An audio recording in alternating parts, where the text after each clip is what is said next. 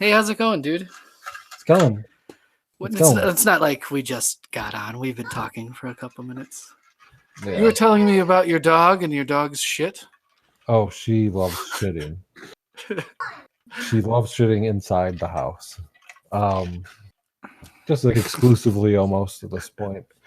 Her favorite spot is my son's bed. She's been taking these huge dumps on his bed. Is it an attempt to establish some kind of dominance? I have no idea. Because I assume so. I assume, but she likes the kids. It's a power move. Yeah, it's like alpha. At first, she was so like meek and like, "Oh, I hope you like me," and now she's like completely taken over our house. And she's just, like, Oh, you're gonna do what I want.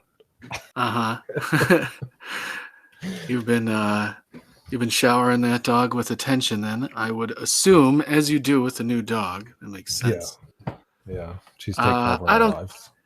I don't get dogs. I don't like dogs. I don't like most dogs. I don't like your dog.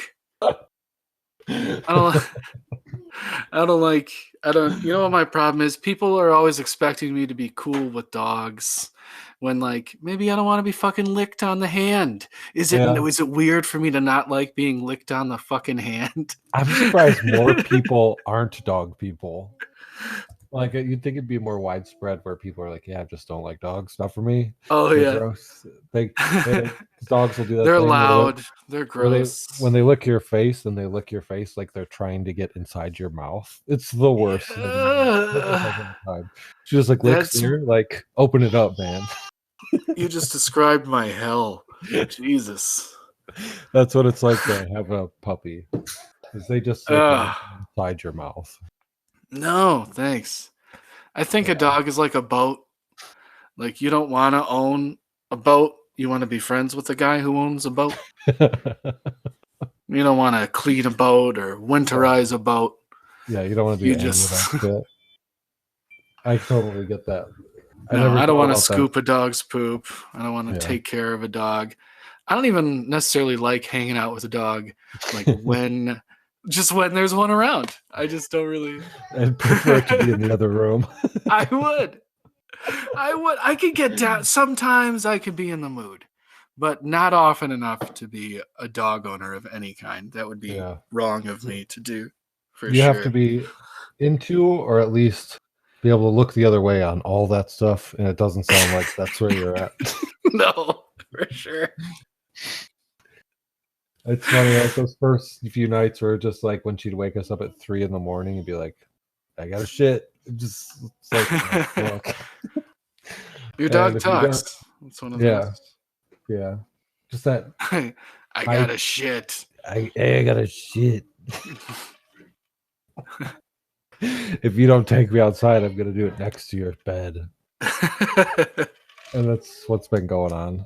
Sometimes I'm just too tired and like she'll probably just lay in bed with us and not shit. And then I wake up in the morning and I'm like, I was wrong. It's just everywhere. I was wrong. Oh no.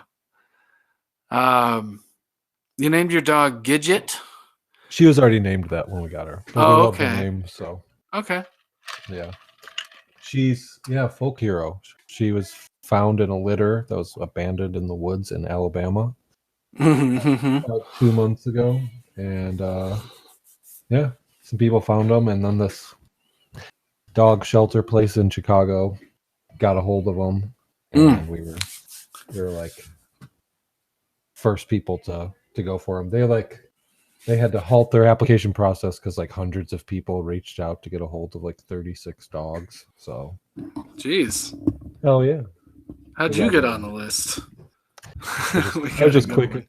I was quick about it. Like quick, not to respond to the initial post, but when they emailed everybody back, I just did it like immediately both times. So we got like the pick of the litter, literally.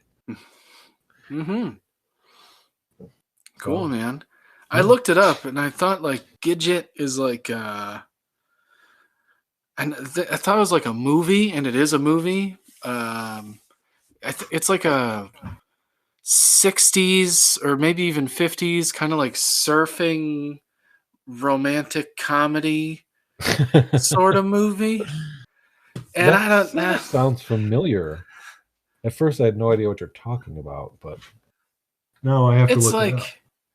Like those in That Thing You Do when they play as a band in a movie. Yeah, it's like one of those movies. Okay. Yeah. I see it now. Okay, maybe I've not heard of this movie, but I dig it. I've never it heard looks the people charming. Movie. Nope, me neither. I looked it up and totally foreign to me. Except for one cast member, the rest of the headshots are from the time the movie was made. Those people never updated their headshots. Never worked again. Gidget's known for one role, Gidget. I thought I can get hit by a bus now. I made Gidget. It was a passion project. Oh man. I'm keeping the dog sedated with a doggy bone. She's gonna be chewing on that thing for like the whole time we're talking. Nice. Nice. That's another thing about dogs is the yapping and the barking. It's no good. No, it's like I'll be watching somebody's, say, YouTube video, and then they're, not to name names, but it's Jeffree Star, and then his like 6 little dogs start going off, and it's like, oh, thank fucking God his little dog started going off while he was in the middle of talking. It's gonna make the take so good. This makes it better. Oh, it makes it better, actually. Love that. You know what? If we could get someone to just come and eat right next to the microphone, like some chips, and lick their lips while the dogs are barking. And you can actually hear the food move down their throat. Right. And then have like an old smoker come read some Ayn Rand. Just all of Atlas Shrugged. Yes. I get it. You serve the collective when you serve yourself. Yeah. You can close the book now. Anyway. Oh boy. So, how's your week? It's been good. It's been really good. I'm looking at my notes to see what I wrote down to talk to you about. I noticed that because of COVID, right now everyone has a shitty home-based podcast. Even like lots of people like CNN is a shitty home-based podcast, and late night talk shows are a shitty home-based podcast. So like there is no reason not to listen to this thing. Yeah, everybody's doing it. We're just your friends that are doing it. We're the people on nobody has anything going on. Nobody has any production quality. We're just shooting the shit. Because it can't be like, I did this exciting thing this week. Nobody's doing anything exciting. We're watching movies. You didn't. Yeah. The most exciting thing I did was get this stinky dog. Oh, yeah. Pretty much just been same old watching movies, playing games. Yeah. That's about it. See any new movies? We've been watching a lot of shows. We're almost done. I don't do shows. There's some good shows. Watch them. There's been a bunch of shows that I've started during this quarantine that I've watched like a season or two of, and then just fell off. Sometimes mid-season, and like but The Good Place. I watched all of The Good Place. The Good Place I watched all the Good Place that's on Netflix. There's a season, I guess, that's not yet. Is Ted Danson in that? Or yes, and he's so funny. He's incredible in this show. I'd never seen it before. I started it like 2 weeks ago and watched the whole fucking thing. I loved it. It's a funny idea for a show, and it gets crazy. It gets so wild. Okay. Well, I assumed it was like a sitcom or maybe a drama, maybe like a hospital drama. It's like a comedy that gets weird. It gets so just to describe it. So the beginning of the show, Kristen Bell, she's the Frozen girl, right? Kristen Bell. Yeah, she's yeah. Anna in Frozen. Yeah. Mm-hmm. So she's like sort of the main character, but all four of the main characters, well, five of the main characters they're all co-main character. Yeah. We just start with her. Uh-huh. You're really getting in there. Oh my God, it's so sticky. I'm picking my nose. We don't have video. I'm sorry, everyone. We can just. We'll cut that out. We'll cut that right out. We can't. There's no reason. I wasn't really picking my nose. I wasn't really even picking my nose. There was no nose. I just made it look like I was picking my nose. Brian doesn't even have a nose. I was like knuckle deep in that thing. He was digging. I'm sorry, but I really was. But I thought, like, you know what? It's not recording video, and it's really annoying me. I could just do this, and then you'd never see it. But then we wouldn't be laughing about it right now. You're telling me about how. But Kristen Bell, Good Place. Oh yeah, Sarah Marshall. God, great movie. Oh yeah. So basically, the main characters, they've all died, and they're in heaven. And heaven is like this weird, almost corporate type place. You wake up.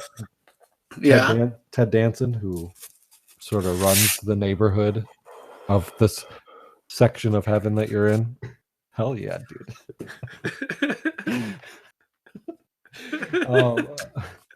You die. He runs a section of heaven. So yeah, it's like, but there's a lot more to it. But this is what they experience. You wake up on a couch, and you are right covered in cum. Just completely covered in cum. of both genders. You can tell it could not possibly be even two people. It's physically impossible for it to have two people. And you can tell right away. You wake up, and before you've opened your eyes, you're like, I'm covered in cum. You can't even open your eyes. So that's how the show starts. So that's heaven. There's Jesus. So you wake up in heaven. You wake up and you're sort of in a waiting room. It's you by yourself, and on the couch, and on the wall across from you, it just says, on the wall, just painted on the wall, just says like, everything is okay. Like the little exclamation point. Everybody's just like, what? Yeah. And then a little door there. Ted Danson pops his head out. He's just like, hey, come in here. And it sounds like the opposite of Beetlejuice. Sort of, but then there's a turn just a few before the end of the first season. So it's really get there, and it's really it is. Yeah, really. Yeah. So the idea. Okay. Is like, so I wouldn't call it predictable, but I predicted it. Yeah. So. Like Ted Danson basically explains, you died and you're in heaven, and this is, but they call it the good place, and hell is the bad place. I don't think they ever say heaven or hell in the show. It's just constantly referred to as good place and the bad place. But like as you predicted, they're actually in the bad place, and Ted Danson is like a project manager of this neighborhood where they're torturing the four main characters. Besides him, he's the fifth. The four with psychologically and emotionally in their time there. Like the biggest torment is that they're not supposed to be there, and they know it. Like they're all bad. They were all bad people. That were supposed to be in hell. And so he'll tell a bunch of lies about the good deeds they did on Earth, and it just like eats at them, and that's just part of the psychological torture. And then they're also sort of like a soulmate. And none of their soulmates really get along, except for Kristen Bell. Well, they all end up actually being soulmates with each other and shit. But yeah, they figure it out at some point, and they have to keep repeating, like rebooting everything and erasing their memories, and it starts over and over again. Over hundreds of years, and they tell you, and even like one episode as they're working the kinks out of their shitty system, because Ted Danson's not very good at his job.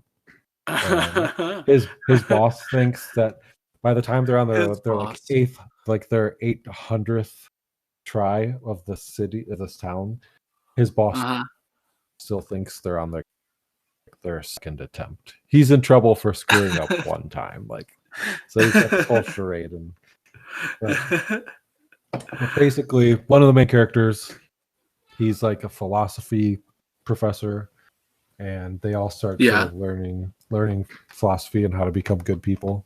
And eventually they have to strike a deal with Ted Danson to go along with, team up with them, because somebody else that works there is going to rat him out. So they have to go along with this whole thing.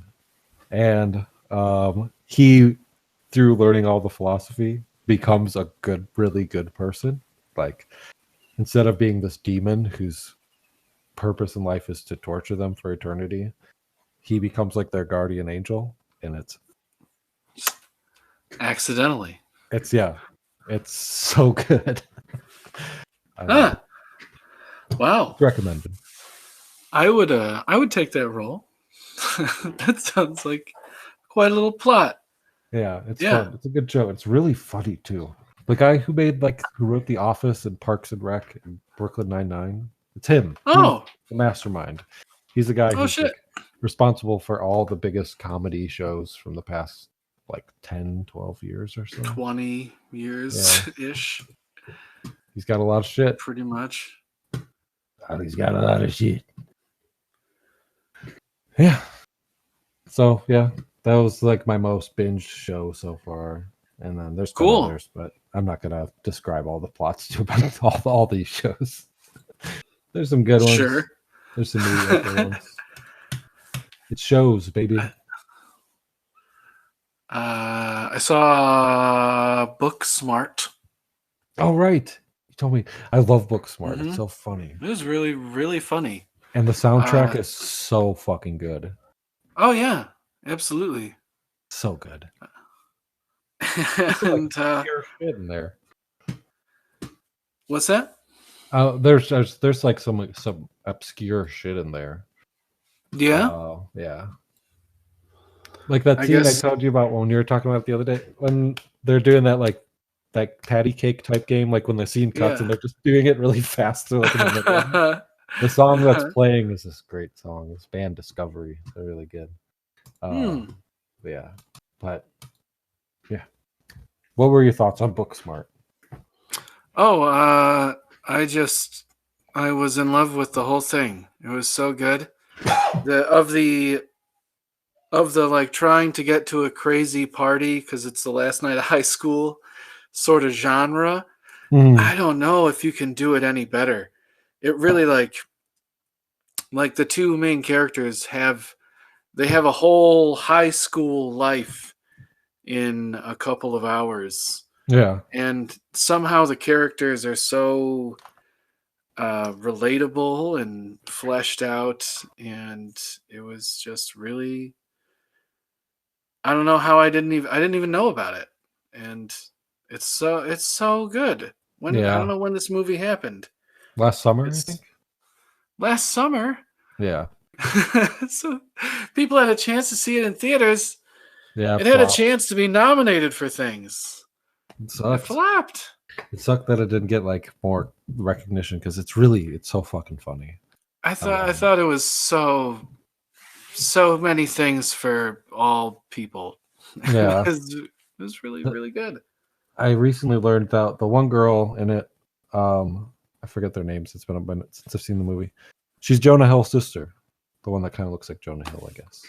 No shit. Yeah. I didn't think that anyone looked anything like once Jonah you know Hill. it, you can see it in the face. Okay. Yeah. They are I forgot what I was gonna say. I don't know. I had a tidbit and I lost it. You lost your tidbit. You lost your lunch. But yeah, I love that movie, and I hate that people like. But I guess can't really help it. Like comparing it to Superbad, it's like, of course, I mean, it's like the same sort of exact movie. Right. Well, I think at this point we call that a genre. Yeah. Yeah, like you said, it's like the getting to the crazy party. Yeah. Fitting the whole high school experience. Right. It's certainly, and Superbad is certainly not the first movie to have that plot. Yeah. Yeah, it's not it wasn't the first. It just, they did it really fucking well. Superbad was still one of the best like theater experiences I've ever had. I agree with that. Packed. It was like opening night, and it just like predictably people lost their shit at that movie. It was just like, yeah, it had a sort of a feeling of not having seen anything like that before, even though we had. It was just, I don't know, or just everything. That whole intro, like the opening credits, it's just like their silhouettes dancing to the funk music. So just so fucking funny. And you like already get a sense of their personalities just from watching their silhouettes dance. Like it's kind of wild. I want to watch Superbad soon. Gotta watch it. Yeah. I think that I liked Booksmart more than I liked Superbad. Yeah. They're pretty, I mean, they're neck and neck for me. I couldn't say which one I like better. I agree. I think yeah, I don't know. There's just once they finally get to the party and it seems like things are going really, really well for both main characters, and then suddenly they're just really, really not. And it was just so beautifully handled and such a good scene and such beautiful music. And yeah, I'm really disappointed to hear that it was a bomb. Like, people see that movie for sure. Like, I think it'll get its audience someday. It's sort of like, what movie am I thinking of? A lot of, you're thinking of a cult hit. There are lots of them, Brad. Yeah, there's lots, but there was another movie recently where it just doesn't have its audience yet. I don't know what I'm thinking of. Oh, it's gonna be the Harley Quinn, the Birds of Prey movie. Oh yeah. It hasn't been that was really good too. Yeah, that has not been properly appreciated yet, but it will be. Yeah, you know who directed Booksmart? It was Olivia Wilde. Yeah, that was like her first movie, right? I didn't know of her directing anything before that. So yeah, that was like her debut movie. She retired from acting or something. Retired from acting? I don't think she's retired, but it's a bit presumptuous. But it's been a while since she's been in anything. I guess. Actually, I take that back. I looked it up real quick. I looked it up. Unless maybe, let me see. She is not retired. She is. Okay, she was just in a lot of things recently. She was in Clint Eastwood's last movie. So, like his last movie? Did Clint Eastwood die? No, the last movie he released. It's about the guy who was wrongfully accused of trying to bomb the Olympics. It's called Richard Jewell. It's about the guy who was wrongfully accused of trying to bomb the Olympics. Yeah, Richard Jewell. That's his Go name. on. Have you ever heard of this? Okay. Oh, like that's a real thing? This is a real story. Oh shit. That's my kind of bag, man. It's a pic. That's like my That's my half of the podcast. Yeah, this is usually like something we would do a story on. We still could, I guess. Yeah. Shit. Here we go. The film depicts the July 27th Centennial Olympic Park bombing and its aftermath. I don't think the bomb actually went off, but basically, a security guard, Richard Jewell, he found a bomb during the 1996 Summer Olympics in Atlanta, Georgia. He alerted the authorities. Where was this? To evacuate. Barcelona 92. Barcelona. This is this. Okay. Anyway. This. So, go on. No, please. But yeah, he alerted the authorities to evacuate, and he was later to be wrongly accused of having placed the device himself. And that's what the movie's about. basically the defense. I think. Well, I think he did it. So there's that. I presume that he is guilty. Take that, sir. He died. He died? Dead. Oh no. He's Take dead. It back, Brian. He's dead. Oh, I can't take it back. No, I said it. And, no, I take it back. He didn't do it. He didn't do it. He didn't do it. Let's see. Definitely not. Did he? Did he? Let's see. Did he No, do it? Let's solve it right now. He died at the age of 44 of complications from diabetes and heart failure in 2007. Well, only 13 years late. Yeah. No, we can't claim that we were fans. No, we already look like idiots. I used to be a big fan.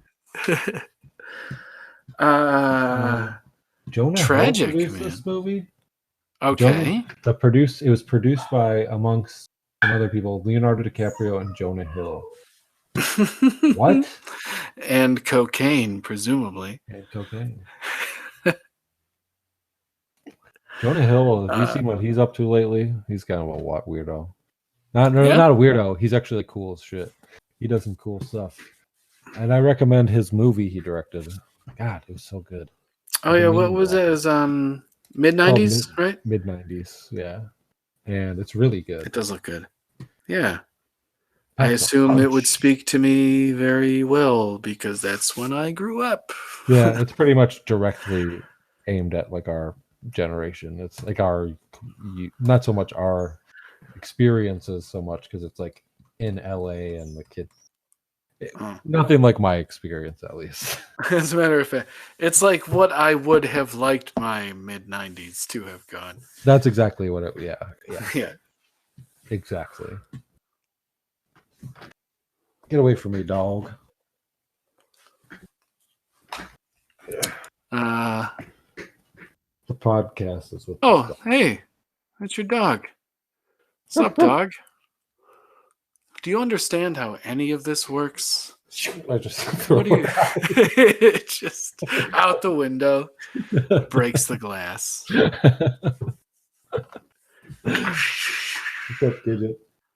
And we don't discuss it at all. You just hear her like that. And like, I also saw live action Lion King. Ooh, did you like it? As your dog is like.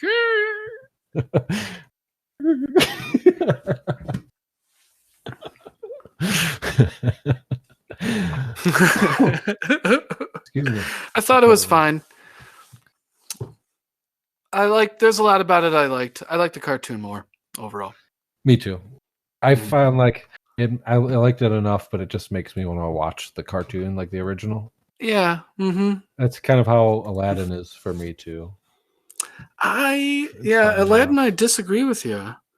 You like because there's a lot of the live action Aladdin that I thought was really, really, really well done and really exciting. And I remember talking about it on the pod at one point whenever I first saw it. And I hated it when I first saw it, but it's grown on me. Oh, yeah? Yeah, so after watching it a few more times, I think the thing that was most disappointing for me with that movie is that the Cave of Wonders, the big lava escape scene. Yeah. How is that not longer in the live action one? Like, I thought that scene, amongst others, would have been like the reason that they were making it live action. I agree. But it felt like it was over so fast. Like it was just so quick. Yeah. I agree with you there. I thought that the opening scene with him and Jasmine escaping the guards was just like the set design. It's awesome. The action choreography, the fact that like at times they were like kind of sped up while they were singing at a normal rate, and so it kind of had like a Bollywood sort of feel. That's what they're going for, I think. Yeah, for sure. And I thought that it was just so fucking cool. Like I like wanted to applaud. Yeah. And like watch it twice. Yeah, that scene rules. I also like the scene, like the ending, when they're on the carpet and like, I can't remember his name, the bird. When Jafar like mutates him and he's like huge and shit. Iago. Yeah. That shit was cool. Oh, that's one thing I really liked about the live action Aladdin was how they did Iago. Yeah. Like instead of making Iago like a bird that is sentient, they made him a bird that maybe has a touch of mischievous sentience. Yeah. Like, he's a cackling little like repeater, but the things he cackles and the things he repeats are, mischievous and conniving. Yeah. So you kind of wonder what that bird is up to. Yeah. It was a good way to go about it with him because they couldn't get Gilbert Gottfried because he made those jokes after Fukushima. Yeah. If you're not gonna have Gilbert Gottfried do it, it's just like maybe just don't do it. What is the point?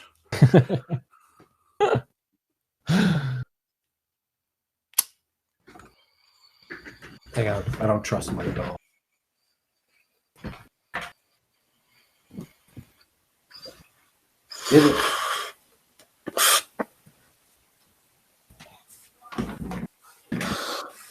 I'm gonna put the trust in her hands.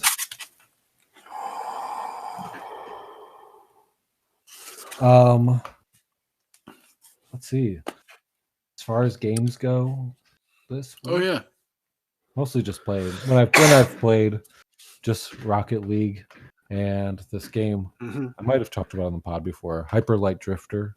It's like my favorite video game. Yeah. Is it a VR? No, it's on like everything, PC, all the consoles and shit. It's because it's not like a graphics heavy game. It's like pixel art almost, but like in this cool. I'd recommend looking up like a gameplay to check it out. It's the coolest game. And last night I 100%ed it for the first time, which was crazy. Oh, sweet! Because it's a dungeon crawl. Hyper Light Drifter. Hyper Light Drifter. And Google heard you. Filled it already in. Oh hell yeah! I think aesthetically it's perfect. Gameplay wise, it's perfect. And cool! It's so good. Well, I like how the graphics are pretty 16-bit. Yeah, but they're like no, it's really well fleshed out though. It's quite nice looking despite being very blocky and pixelated. And it's really good. Your brain, like it doesn't even become like the focus point after you play it for a while. You just get so into like the style. There's a guy with the sword. What the fuck is that? Is it the giant thing? It's probably the giant thing. That's like bright light eyes, and that's like the final boss. Yeah, this has a final boss vibe for sure. His name is Judgment. Oh, that's so hardcore. It's sick, right? The cool thing about the game is they pretty much. What the fuck is that?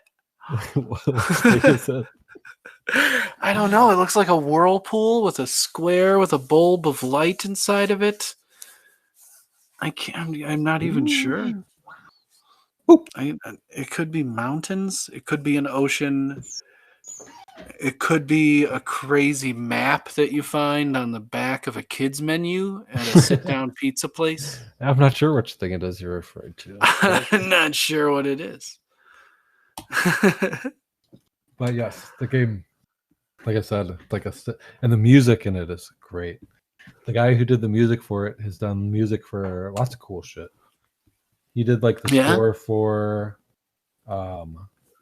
the movie It Follows, and that movie has a fucking great sound score. And he scored other video games, and the people who made that game, Hyper Light Drifter, they've got like a new game coming out that's not a sequel, but it's set in the same world, but it's like cell shaded sort of graphics, and it's the same sort of universe, and he's doing the soundtrack for it too. I'm so excited. I don't know. I'm super jazzed. I was so excited to 100% the game for the first time last night.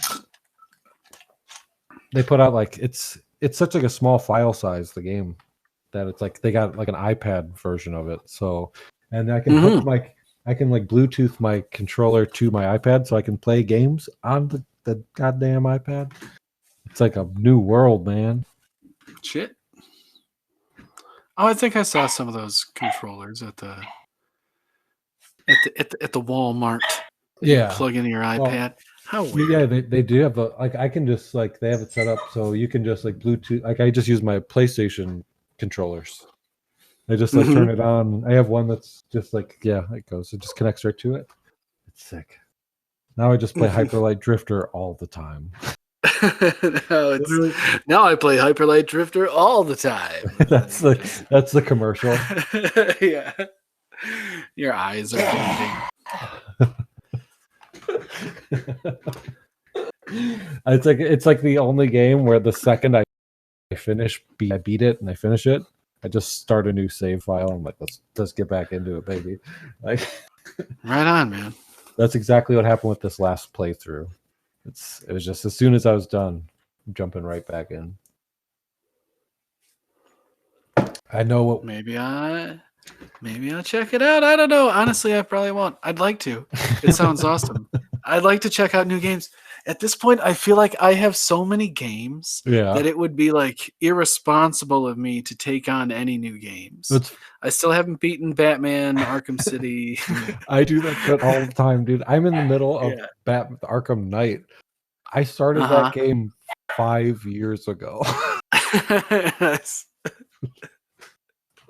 I'm like mostly done with it. I like jump into it for a few hours once a year. I just gotta beat it. It's good. It's a good game. I don't know why. Yeah. With it. I totally agree. Same thing. I have so many games I have to play. I think my problem is with Arkham City is that like I played it for a little bit, loved it, had a little problem with my remote that made it practically unplayable, and then I got a new remote, and by then I had pretty much forgotten how to play it, and so now when I go to play it, like I am just so bad compared to where I am in the game. Yeah, because like the game like that, so hard for me. You get so in tune when you're into it of like how to play it, and you're just doing everything. But yeah, you go back to it, and you're just like, how do I punch a guy? How do I even what? that happened to me when I last time I ate an edible. And I was having the worst time, dude. And I was just like, I need to tether myself to reality before I'm off this planet. And I was like, I'll play video games. So I decided to play the Mad Max game for the first time in like a long time. And that game has a weird control scheme. And I was like, I can't remember how to play video games. And I was freaking out. Yeah. Maybe go with like a Tetris or a Mario. Yeah, something. Yeah. Familiarize yourself. I should have went Tetris. I can get lost in some Tetris, baby. Yeah. For sure. I heard about there's like a Tetris like Zen game that apparently is a big deal. Tetris. Was it Moods or no something? Tetris Effect, maybe? The Tetris Effect, maybe? Tetris Effect. Yeah. Yes. It's Tetris crazy. Effect. It's really good. And I got it, and it has a VR mode, which is like and it's not like the blocks are like it's not like some crazy thing. It's just like you are the block. That'd be incredible. It's just like it's not that different from just playing it, but of course, like it's your whole field of vision. So you'll have these stages where you're like underwater and there's jellyfish, but they're all for you instead. And but yes, I know what you're talking about, and it's great. It's so good. I want to try it out. Yeah, I haven't played it. Yeah, it's got this weird thing with the music where every time you'll move your piece, it'll do like these little chimes, or it's like they took like chopped up samples and put them all in the same key as whatever music will be playing. It's usually just like ambiance, but sometimes it'll pick up when things get intense. And so you'll move your piece, and no matter what note plays, it's in key of the whatever's playing, and it's really cool. So sometimes you'll just be spinning the shit, just like get it going. Yeah, Right. It's fucking I heard that you like kind of make the music with yeah, the Tetris blocks as you're playing. yeah. It's Yeah, I cool. want to check that out. It's definitely really sweet when you're high. That's probably the point of it, isn't it? Yeah, Yeah. that's They gave that to absolutely a what it focus is. group in Colorado for sure. Yeah, and they're like, oh, this is so good. It's just the one thing I do though is I like to mute the game and I just put on like ocean sounds. Hey, Yo, welcome back. So hey, speaking of video games and video game music, I have been so super into the music from Sonic the Hedgehog lately. all right. And What you gonna like? yeah, no, I totally have been. I got into a band called Dreams Come True because their bass player Masato Nakamura, I believe, not that I have it written down right here or anything, but he wrote all the music for Sonic and Sonic 2, and like then he didn't do the third game, and I've always thought that the third game didn't have like as awesome of music as the first two, even though basically the third game is better than the first two in every single way. So that always kind of confused me. Like, why doesn't the music get better too? But he didn't do the third game because Michael Jackson offered to do the music for the third game. That's right. Yeah. Did he end up doing it? He just did it under a different name or something? No, he started doing it, and they were totally excited to have him, because like, fuck yeah, no one ever had any problem with Michael Jackson ever up until this point. Yeah, I guess at the time he was still the biggest Yeah, thing in the world. right, untouchable, perfect. And then during the process of making the game, some allegations came out against him. Oh, that must So have he was no longer associated with the project. And they actually still used a bunch of the music that he made that like ended up in the thing. And they're like in the game. And there are Michael Jackson songs where you can hear Sonic music. Like there's like a desert level in Sonic 3 where they use a Run DMC sample that is also in a Michael Jackson song, and the drums that play when Knuckles comes up it's like I think it might be the drum sample from like Bad even. No, I don't think it's from Bad. No, it's not Bad, but it's like and that happens in a Michael Jackson song. Like he ended up using that drum beat anyway. And that's like the Knuckles music in Sonic 3. Cool. Yeah. I'll have to look up the music because that's crazy. Right. Yeah, so he didn't officially do the music, but they used a lot of the music that he had already made for the game. And awesome. I think Masato Nakamura is better than Michael Jackson, apparently. Oop. So there's that. It's like if you the chemical plant music from Sonic 2 is like the most early 90s, late 80s thing that I've ever heard. It's so good. It's just those years distilled into music. Yes, for sure. Absolutely. Especially if you listen into the Sonic Mania version, they really like got the point of it and they put in the right like they're like sound effects in the background. Anyway, it's beautiful. Oh man, it's crazy. Just picturing Michael Jackson working on the music for a video game, because back then it was just like sound chips and it wasn't like you could make music traditionally. So I wonder, because Michael Jackson would just make music by just beatboxing, and he could beatbox the craziest shit. You ever watch videos? He can make the way he can make music with his mouth is crazy. So I wonder if he would just like hang out in the studio and just like come up with music that way. I wouldn't be surprised if that's how they did it, and then somebody just like programmed it or some shit. Just while he's playing Sonic the Hedgehog, he's like that could maybe like just like crazy Michael Jackson shit. That was like his shit, man. Fuck yeah. I don't know. There's those documentaries that came out, those HBO ones. I still haven't watched them. I don't buy it. I still don't think Michael Jackson did anything. I know that sounds crazy because there's media media brainwashing, but there's this podcast series I listened to that was dedicated just to it and how the media twisted and turned things. And every aspect of the case, every piece of evidence against him was wildly misrepresented in the media.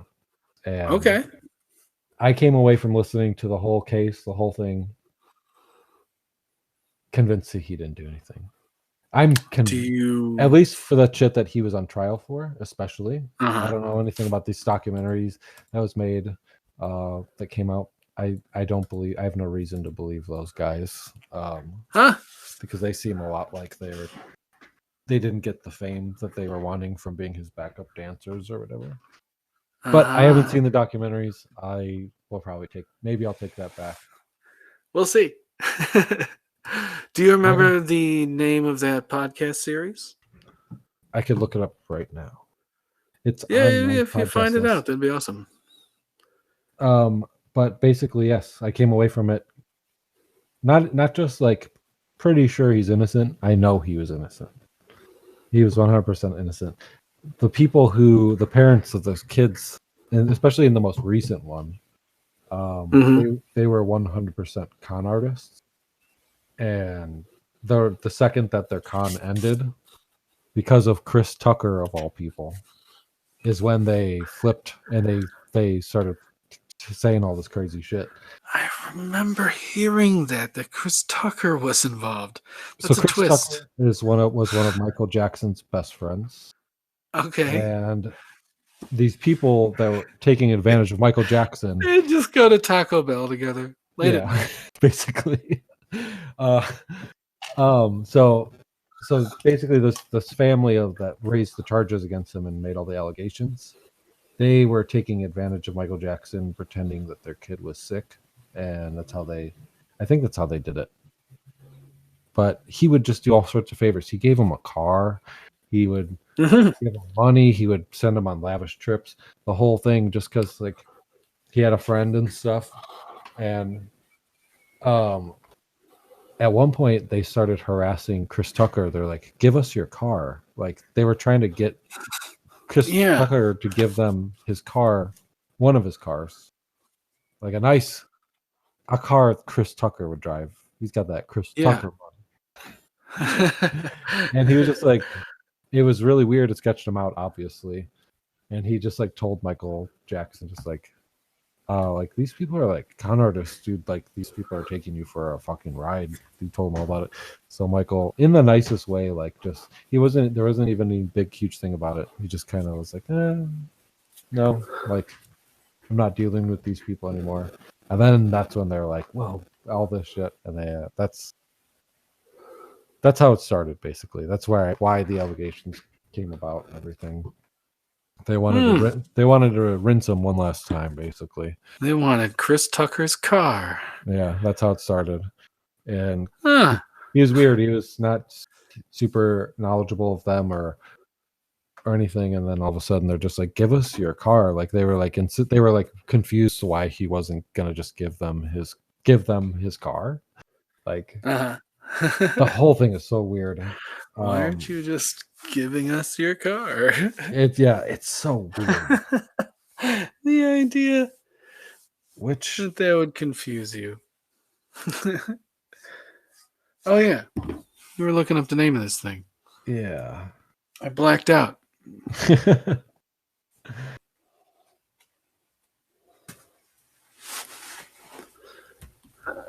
There might be an easier way to do this. Okay.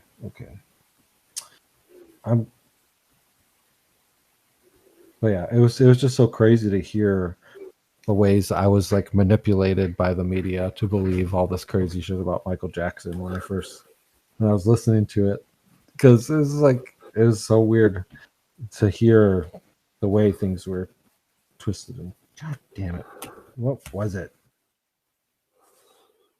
I'll have to get back to you with it. All right. Because it's not coming up. It must not be in my library anymore. But yeah, that was a wild ride. It's like a couple hours of listening, and it's a lot of Michael Jackson trial to take in.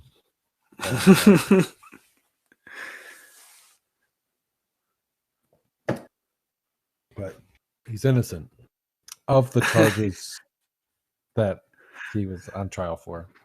There's no doubt in my mind. I'll put it that way. That's where jury's out, I guess. The jury is out. We're going to take a look. We're going to revisit this issue, as we have indeed visited it before. Yeah.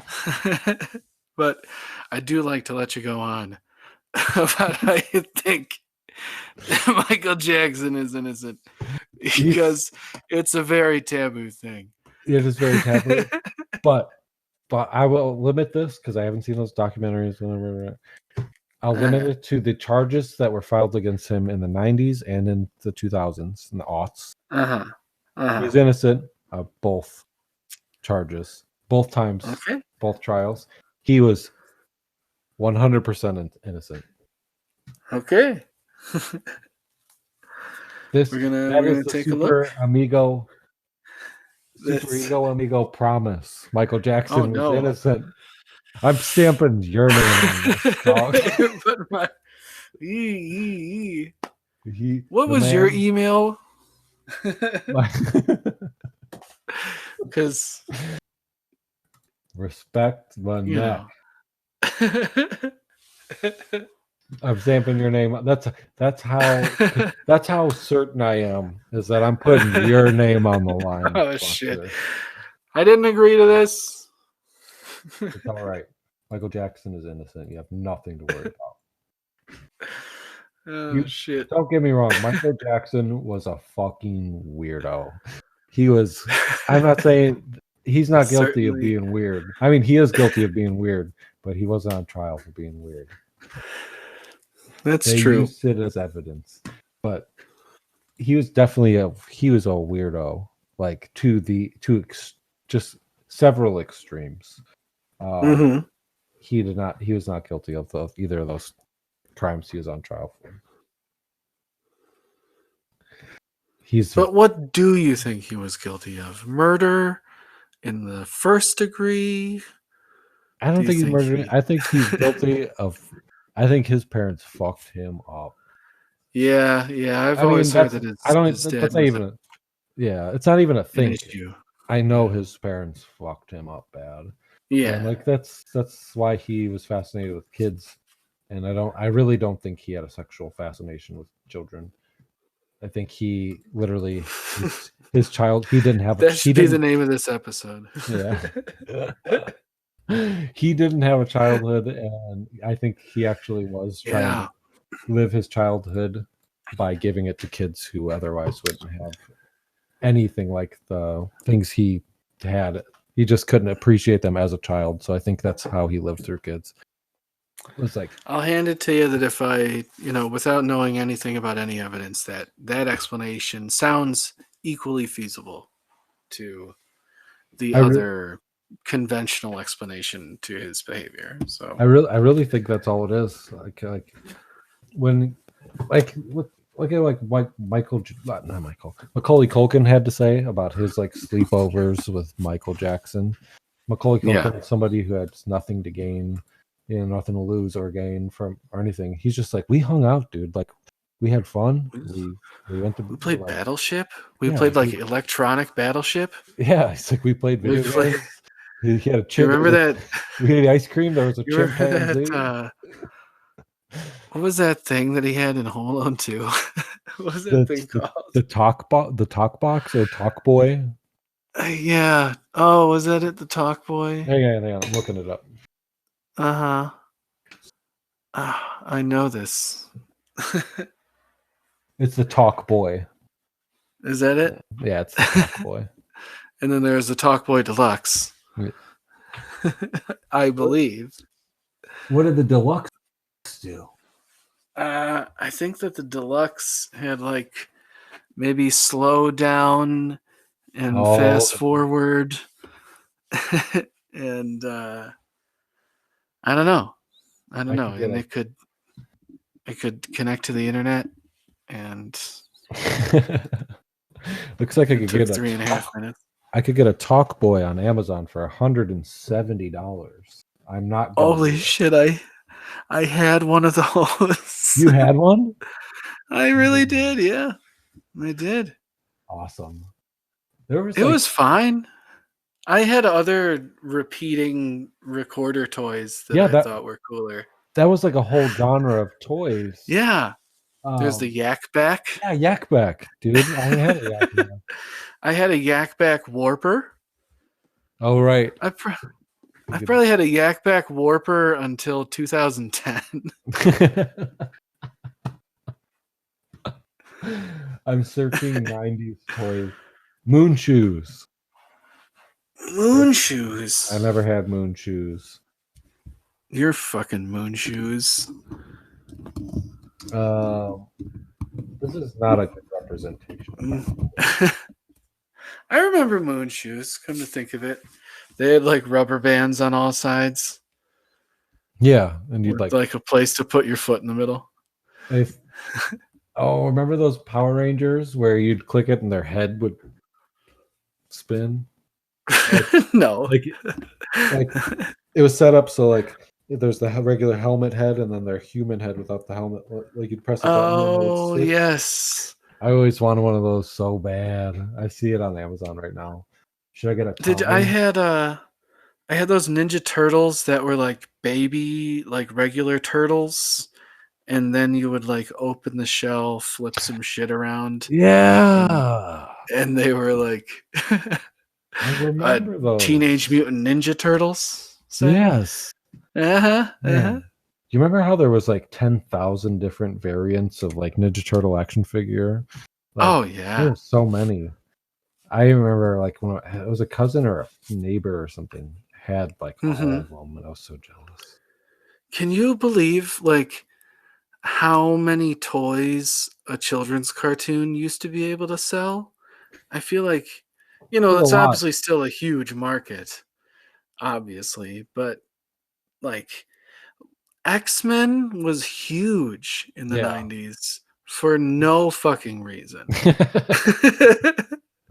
Like, why was there an X-Men comic book like TV show for children? It's like weird. the X-Men comic book was pretty decidedly not for children, I would say. Yeah, it wasn't. And then they adapted it for TV, and it became like a kids' TV show with surprisingly adult themes, by the way. And it's surprisingly faithful to the comic book as well. Yeah. And which is crazy because the 90s was the time to like water shit down. Like everything was just for toy commercials, basically. They had no reason to like make it faithful, and they still did. They're certainly the Schumacher Batmans. Yeah, were the ultimate toy commercial. Yeah, say I like somehow remember the toy commercials better than the movie. Oh yes, absolutely. I had so many Batman toys that had no ties to any visual media. Yeah, like it would be Batman in different different color. Sometimes yes, like orange, with like blue lightning, and he had like big wings. Yeah, and he'd have a gun that was bigger than he was. Yes, no, by like many measures bigger than he was. It would have nothing to do with the movie. Nothing to do with the movie or the animated show. They still do that shit. Like everything. Did you have sock and boppers? More fun than a pillow fight? I think we did have sock and boppers. They still make sock and boppers. You can get them. Those are sanctioned concussions. Those are. That's not okay. You'd think about of all the '90s toys we had, they would have got rid of sock and boppers. You'd think sock and boppers. You can buy them at like any department store. Do they come with a helmet now? At least. Nope. Nope. You can still just punch your brother in the head, wantonly and repeatedly. Oh man, it's crazy that we all didn't get more concussions. I got plenty. I don't know about you. I had one concussion that I know of when I was a kid. It was before I that I know of. I should be dead. I didn't know what concussions were. I didn't tell anybody. Oh shit! I fell like 5 feet straight onto the top of my head. Oh, I literally. What did you land on? Did you land on like a pile of pillows or like the grass, like the ground, baby? Ooh, I fell off a bit. I fell off terra firma. I fell off a big, huge pile of hay bales. It was a 5-foot pile, Brad. Yeah. It was. No, it's pretty high. That's a pretty big pile of hay. 5 feet as like an 8th grader is pretty far away to go down right onto the top of your head. It was. I definitely I had like fireworks going in my vision. Yeah. Didn't really know what everything was. Cartoon birds. Didn't know what a concussion was. Found out then. Yeah, I mean it was nighttime too. I went to bed like a few hours after that. I should be dead. That sucked. I can still remember the way it felt like my brain just like dislodged. Just got shaken loose. Never been the same since, anyway. I'll never be the same. What are some 90s toys? I'm jumping into this shit. I'm trying to find some good old... Yeah, go for it. Here, you look up 90s toys, and I'm going to start asking you about bullshit Oscar wins. Oh, right. We got to do the Oscar wins. Because I have that. I've been excited for this one. I looked up a bunch. And some of these are more surprising than others, and some of them you find out that a movie like didn't get any nominations at all, and it's just fucking stunning. Anyway, I'm excited for this one. Let's start with. I have them kind of organized in chronological order, but we're gonna jump around. All right. So here it's 1980. All right. All these they occurred in 1980, so they are for movies that came out in 1979. All right. Your nominees are All That Jazz, Apocalypse Now, I'm already mad at Kramer versus Kramer, and Norma Ray.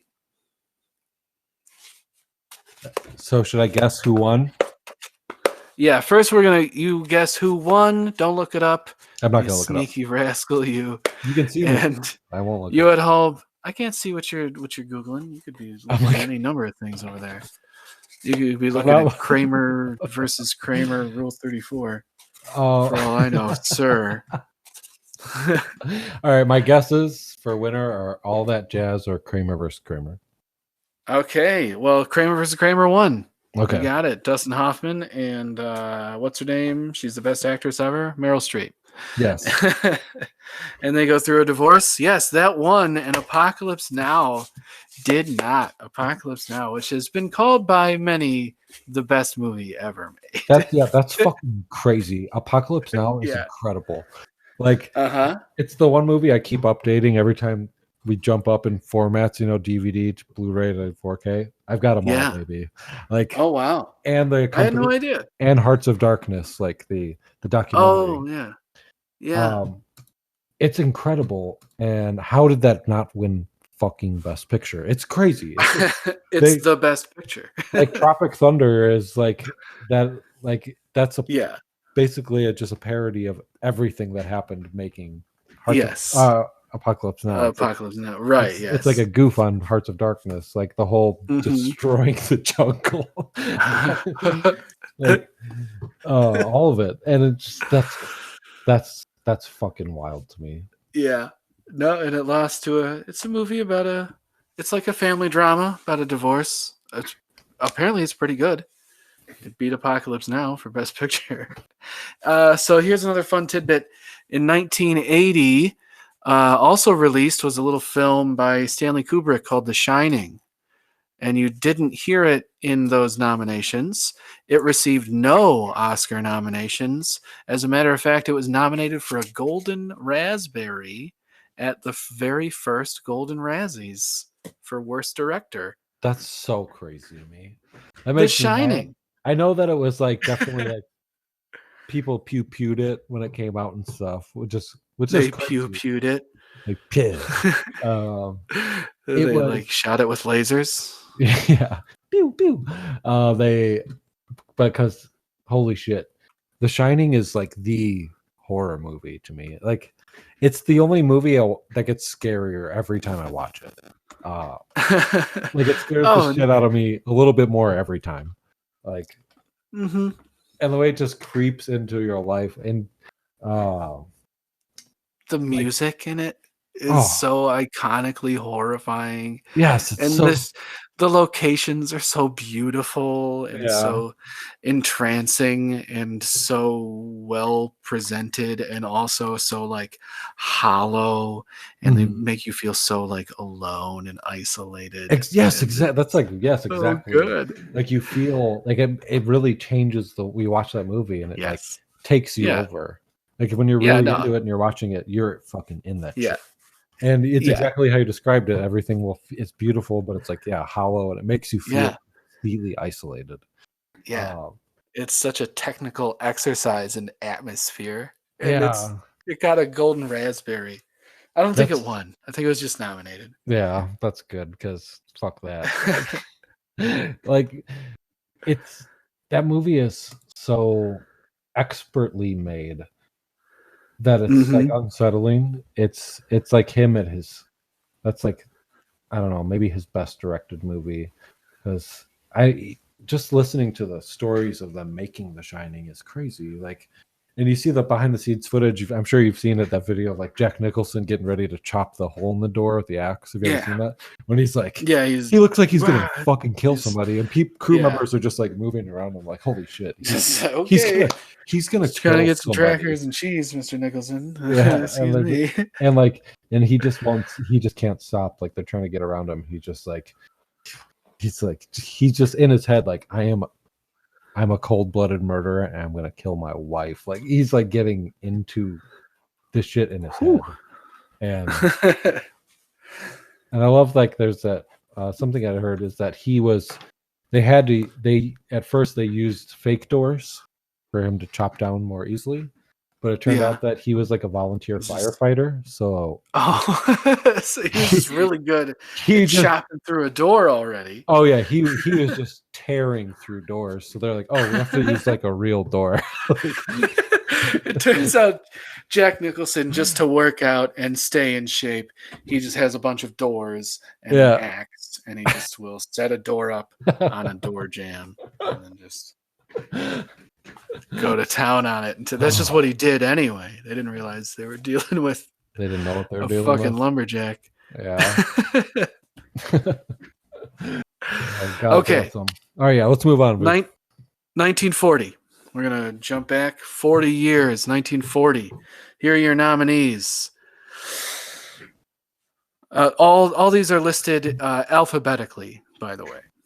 Okay, so nominees are Dark Victory, Goodbye, Mr. Chips, Gone with the Wind, Love Affair, Mr. Smith Goes to Washington, starring Jimmy Stewart, Ninotchka, Of Mice and Men, Stagecoach, The Wizard of Oz, and Wuthering Heights.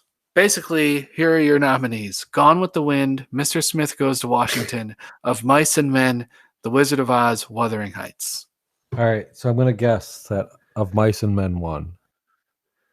It went to Gone with the Wind. Okay, because I was going to say... the biggest fucking movie of all time. I was going to say, I feel like you're going to tell me that Gone with the Wind didn't win. Like, even though the Wizard of Oz is on there, I expected it. Right. right. That's the thing, is that the Wizard of Oz, I don't think won any awards. That's It got crazy.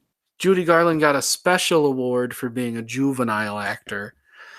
And other than that, yeah, they didn't. I think Victor Fleming won Best Director, but he won that for Gone with the Wind. Did And he he direct? also directed The Wizard of Oz. He did? Yeah. Yeah. Holy shit! Imagine that Yeah. being your resume, dude. He also directed Casablanca. Jesus Yeah. Christ! Yeah. Mm-hmm. Like I'm the surprised year I don't before. know his name. Victor Fleming, baby. Victor Well, Fleming. probably because he invented the casting couch. So anyway. Okay, I don't know much about this dude. I guess that makes sense. No, I don't. You know what? I take that back. I don't know that that's true. Yeah. So fuck me. But it's old Hollywood. I assumed that every man was a piece of garbage. So And they probably were. I don't think sorry. you're out of bounds for saying that. I mean, I Hollywood destroyed how many young actresses? Judy Garland being one of them. Yeah, for sure. Absolutely. And no. Anyway, let's move on. So here's another fun one. Okay, 1969. Your nominees are, and for a while there were only 5 nominees for Best Picture every year. For a while it was more than that, and then for a while it was more than that, but in the middle it was like 5 nominees for a while. Anyway, here it's 1969. Your nominees are Funny Girl. That sounds like a movie they'd make today, like Girls Trip. Is that Barbara Streisand? I don't know. Is it? Funny Girl. I'll look it up. Funny Girl. You can keep going. All right. Okay. Wait, no, don't look it up. It'll tell you if it won. I'm just gonna see if it's. It'll tell you if it won. It'll say like 1969 Best Picture winner. I'm just seeing if it's a credit. You're cheating. Sure. You're okay. cheating. I'm not. You're I cheating. didn't see it. You're I swear to God. I already closed the window. I didn't see anything else. I saw a YouTube clip that said "Funny Girl" and it was Barbara Streisand. All right. Okay. Well, cool. So, Funny Girl, starring Barbara Streisand. The Lion in Winter. Oliver with an exclamation point. That's the food, glorious food. That's where that comes from, it turns out. Rachel, and Romeo and Juliet. So I'm going to say that it's Funny Girl because you made such a big deal about the thing. Nah, it was Oliver. It was not that at all. Yeah. Well, now you know I didn't see it. I'm an honest man. Yeah. No, I know you didn't see it for sure. Oliver won. The really funny thing is, here's another snub for Mr. Stanley Kubrick. 2001: A Space Odyssey was released in 1968. It wasn't even nominated? No nominations. Not even for Best Picture. Not even for anything. What the fuck? Nominations. They must not have had an effects they just didn't. Because what the fuck? That's the standard, and like nobody else could even touch what he was doing in that movie until George Lucas was like, let's do a little bit of that. Like when he made Star Wars. Like that's the reason Star Wars could exist. Mm-hmm. Yeah. But I guess maybe they weren't interested in the way that Stanley Kubrick made movies. Because he made movies that were like really, beautiful and amazing. And like we said, like 2001 is another sort of technical exercise in atmosphere. Yeah. Kind of like The Shining was. Yeah. And I guess maybe, I don't know how things were viewed back then, but I know like it was a thing for teenagers and people who like to do psychedelics. Back when 2001 came out, they would just drop acid and go, you know how theaters used to have, like, it would just be a really long aisle. That's how movie theaters, like the whole room was just a big long room, and there'd be that space in between the screen and the first row of seats. They would just drop acid and lay down in that space to watch the movie. And maybe that has something to do with why it wasn't nominated or taken seriously enough to be. Maybe people just saw it as like a hippie thing or something. That's what I'm. That's a theory. I don't know. That's the only thing I can guess for why. Yeah, maybe it had sort of a stigma of being like a hippie thing. like a counterculture tool. Yeah. Let's jump ahead to 1995, celebrating films released in 1994. Your nominees are Forrest Gump, Four Weddings and a Funeral, Pulp Fiction, Quiz Show, The Shawshank Redemption. Oh, shit. Well, I'm going to guess that Forrest Gump takes the Oscar. It was Forrest Gump. Okay. That one's kind of a given. You are correct. But holy shit. What kind of a given. It beat Shawshank Redemption, and it beat Pulp Fiction. I feel like Shawshank... It also... What's up? Oh, it also beat Toy Story, which was not nominated for Best Picture, but I could see why they didn't nominate a cartoon, even though I think Toy Story is better than all those movies, frankly. Yeah. I agree. Like, it's...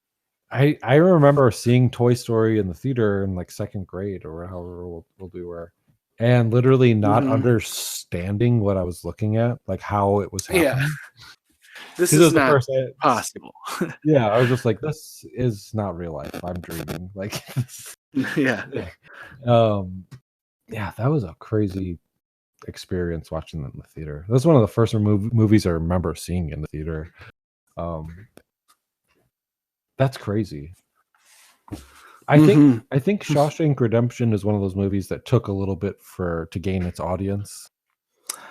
I think you're right.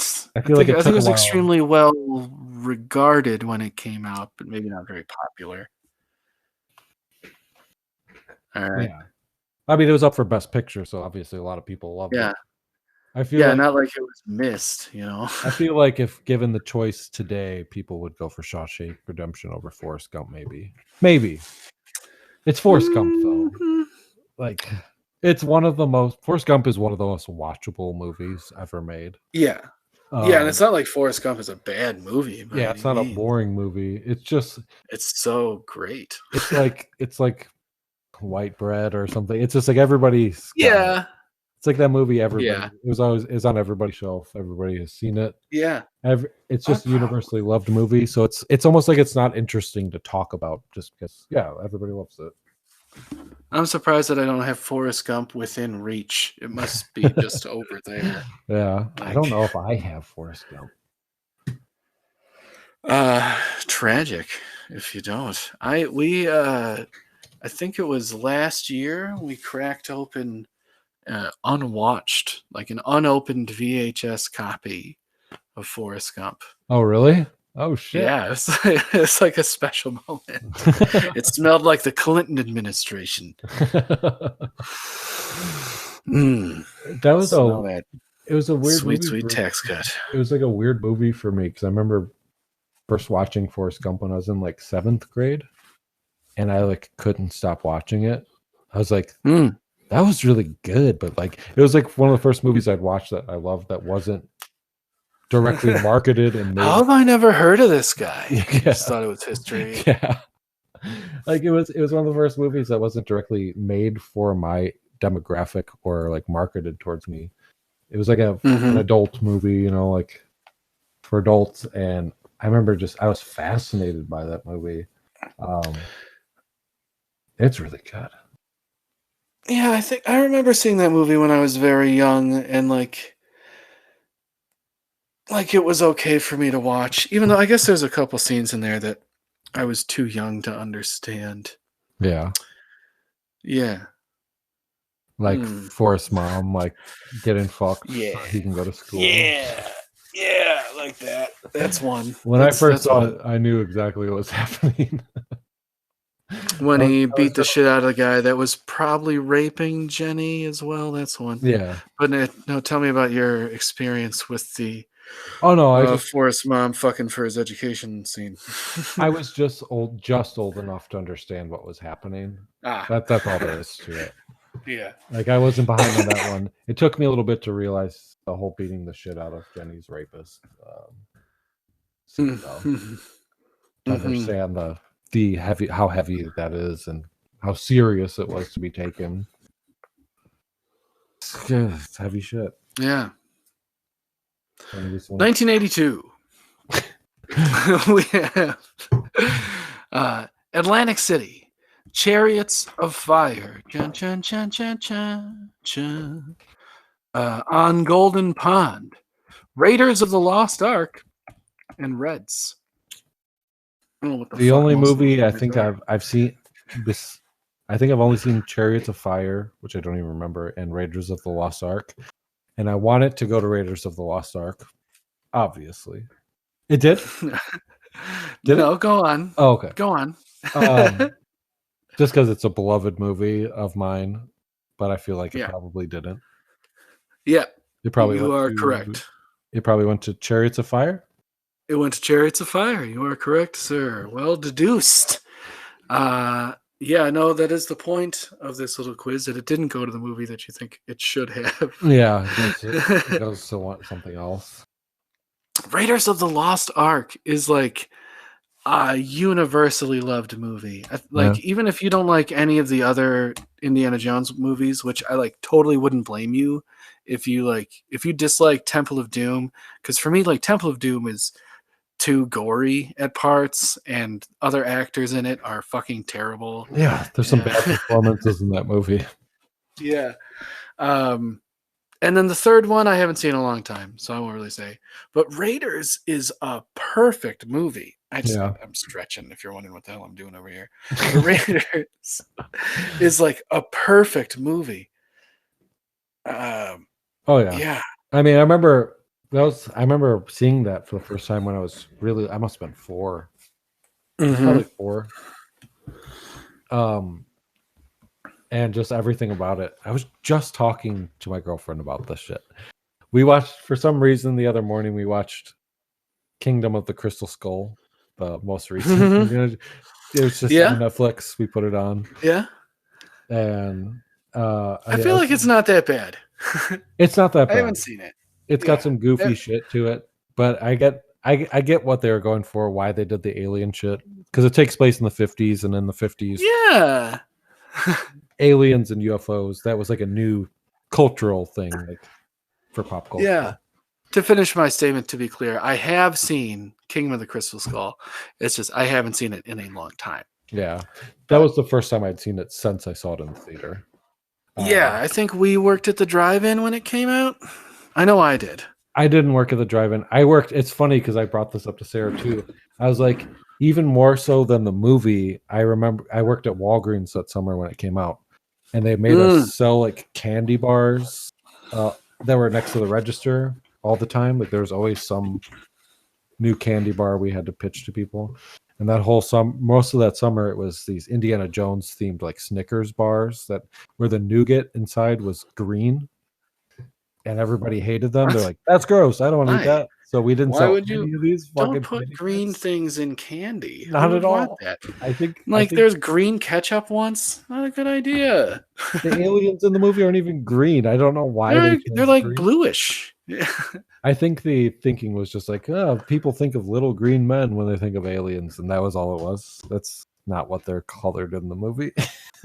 It doesn't make sense. But I remember those candy bars more than I remembered the movie. So when we were watching it, it was like watching it for the first time. It's not as bad as everybody says it is, but also it's got nothing on fucking Raiders of the Lost Ark. But yeah, what I was saying to Sarah about Raiders of the Lost Ark is that when I was a kid, I remember thinking Marion, she's the main actress in the movie. She's the love interest.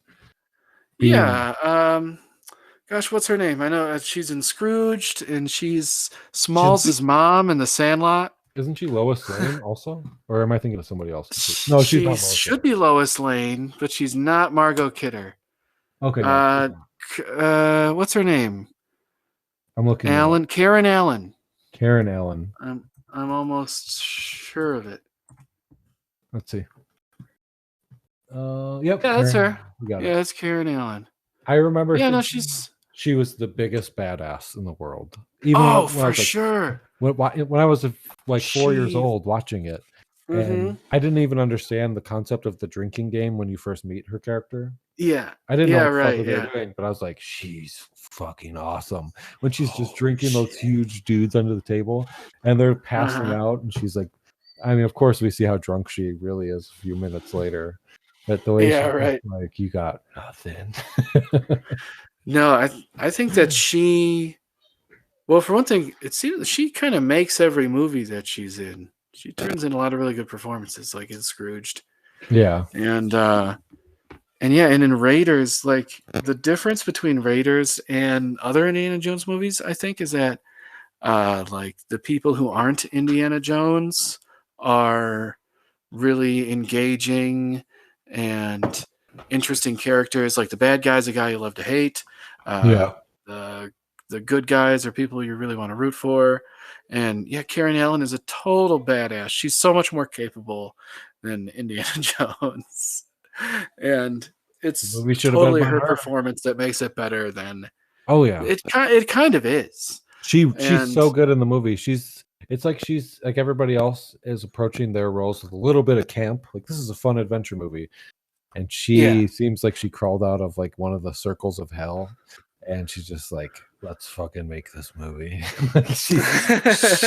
She rules in that movie. She's so good. Yeah, absolutely. So 1964. We're jumping back in here. Your nominees are Beckett, never heard of it, Dr. Strangelove, or the very long subtitle, Mary Poppins, My Fair Lady, or Zorba the Greek. Beckett, Dr. Strangelove, Mary Poppins, My Fair Lady, Zorba the Greek. A good year in theaters. I'm really only familiar with Mary Poppins and Dr. Strangelove. And they didn't possibly give this to Stanley Kubrick based on their track record so far. Nope. They probably didn't give it to Mary Poppins, even though I don't know. Who got it? My Fair Lady. Okay.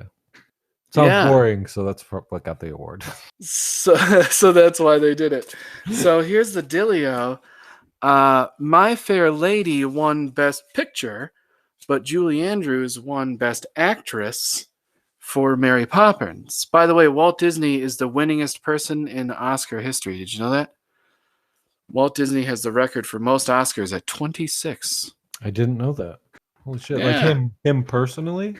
He Walter Elias Disney, has the most Oscars, right? Anyway, so Julie Andrews won Best Actress for Mary Poppins. Andrews had played Eliza Doolittle, the lead role in My Fair Lady, on Broadway for years. And she was expected to get the role, but then Jack Warner, one of the Warner brothers, he wanted someone cinema audiences were familiar with, and he went with Audrey Hepburn instead to star in My Fair Lady. And because suddenly Julie Andrews had a big gap in her schedule, Walt Disney casted her for Mary Poppins. And then, so Audrey Hepburn was famously dubbed over with another singer's voice in the movie, while Julie Andrews, obviously, as history has shown, can sing her fucking ass off. There's a big public kerfuffle. A lot of people think that Andrews was given the Best Actress Oscar as like a political thing because she was like a darling in the public eye, just because like she was My Fair Lady as far as people were concerned, but then they took the role from her.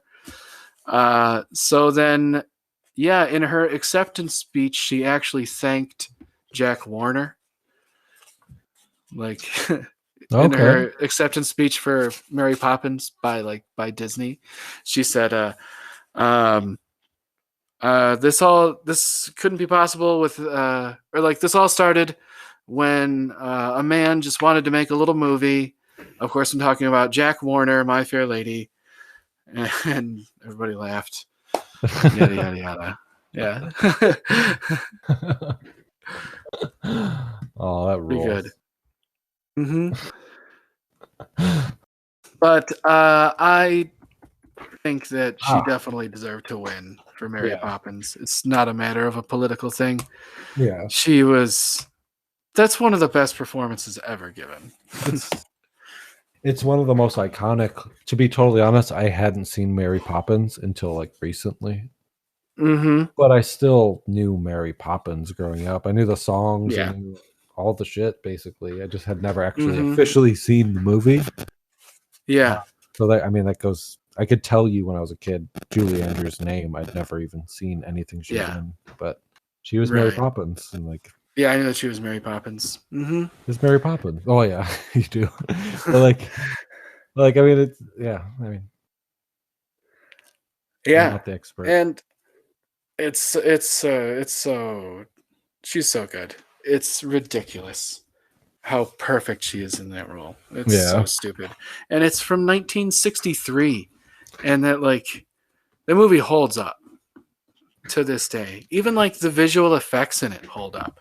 Like when Dick Van Dyke dances with penguins, it works. Yeah.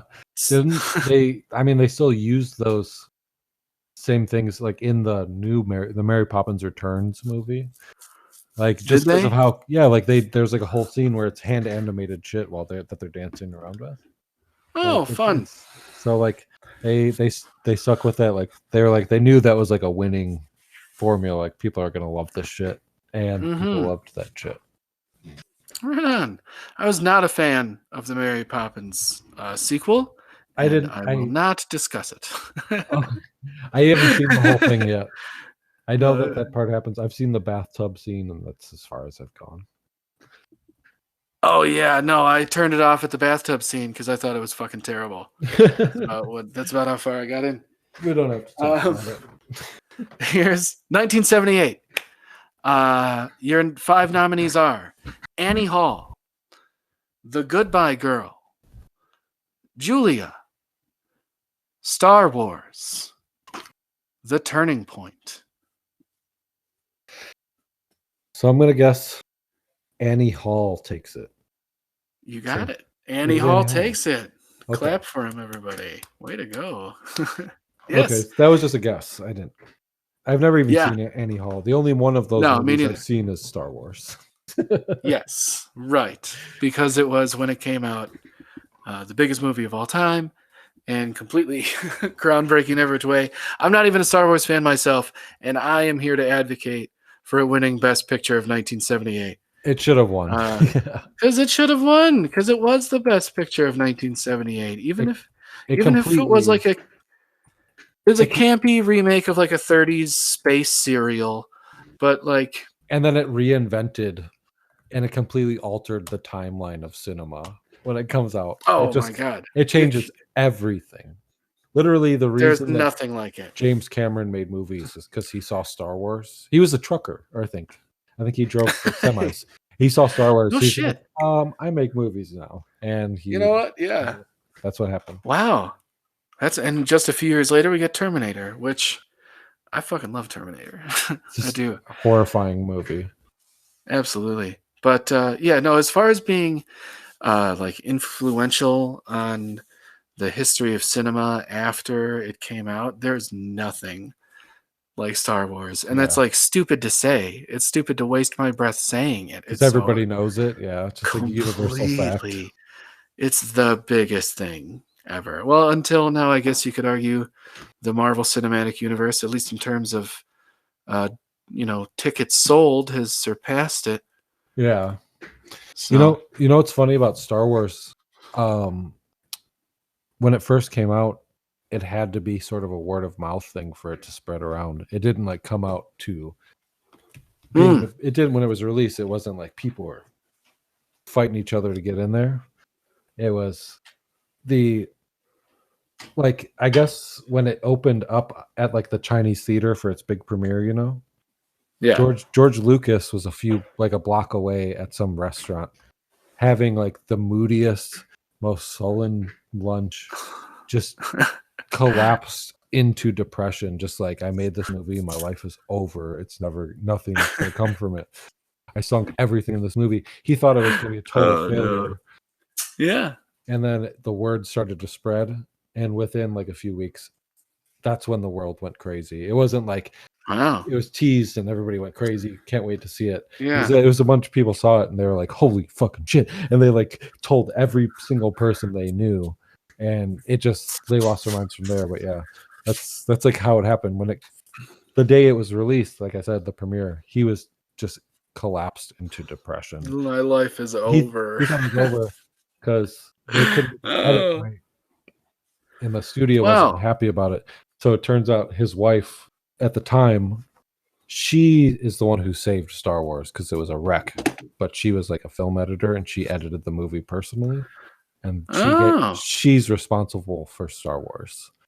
Like before she came in, it was a wreck by all accounts. Besides maybe George Lucas's, I think they were like getting divorced during the Return of the Jedi, and I think he doesn't even mention her name anymore or anything. She saved Star Wars like single-handedly. Wow. And that's kind of what happened. I guess I don't even know if he knew of her cut or anything, but yeah, when it came out, he was just already resigned. He was like, I made my masterpiece. It didn't work out.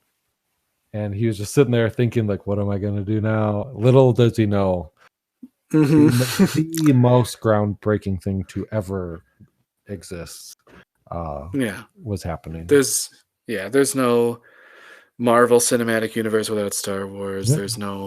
There's no trilogies. There's no major cinematic trilogies without Star Wars. And that's like the format. That's like how you're supposed to do it. If you have one movie that's a success, we expect 2 more. Yeah, it really is like the format, because even like the idea of like the sequel, your middle chapter is your dark movie, which is even Marvel. Right. Marvel they call it like too. Your Empire. Yeah, they absolutely do. Yeah, every sequel, if you can, will compare itself to Empire Strikes Back.